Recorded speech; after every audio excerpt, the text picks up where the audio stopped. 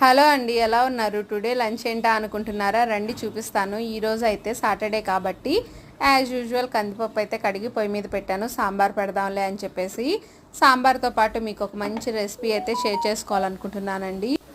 ఇంట్లో పండగల సీజన్కి కొబ్బరికాయలు కొట్టేసి చాలా వృధాగా అలా పడున్నాయి. ఇంక కొబ్బరికాయతో కొబ్బరి పచ్చడి చేసి చూపిద్దాంలే అని చెప్పేసి ఈ విధంగా కొబ్బరి పచ్చడి అయితే చేస్తున్నాను.